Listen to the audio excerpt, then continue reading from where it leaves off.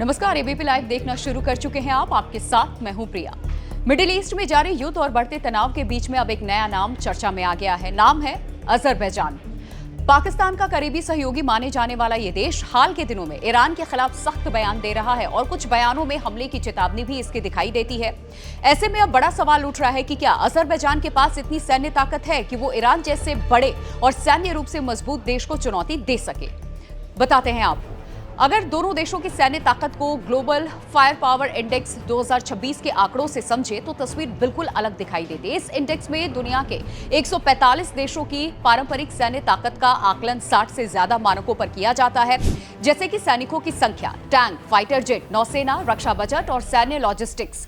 इस सूची में ईरान को 16वां स्थान मिलता है, जबकि अजरबैजान 60वें स्थान पर है। और इसका मतलब साफ है कि कुल सैन्य क्षमता के मामले में ईरान अजरबैजान से कई गुना ज्यादा ताकतवर और मजबूत है।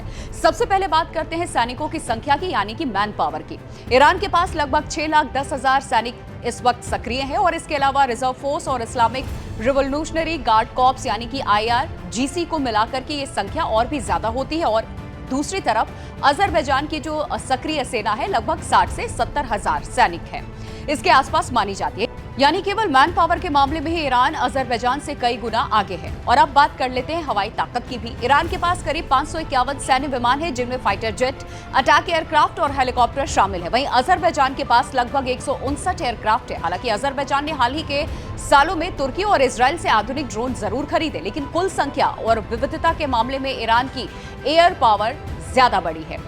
खास बात यहाँ यह भी है कि ईरान ने अपने घरेलू ड्रोन और मिसाइल कार्यक्रम को काफी मजबूत बना लिया, जो युद्ध के समय उसकी बड़ी ताकत बन सकती है। और ये सबने देखा भी है।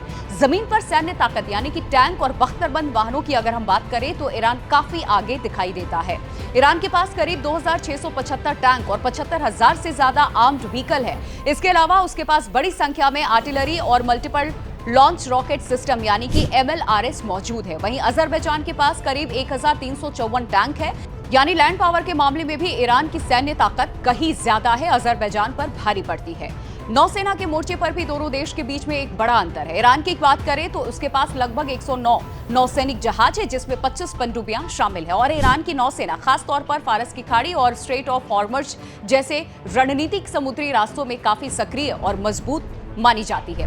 वहीं दूसरी तरफ अजरबैजान की नौसेना काफी सीमित है और ये मुख्य रूप से कैस्पियन सी तक ही सीमित रहती है। उसके पास करीब 32,000 जहाज है। इसके अलावा कोई भी बड़ी ब्लू वाटर नेवी इसके पास नहीं है।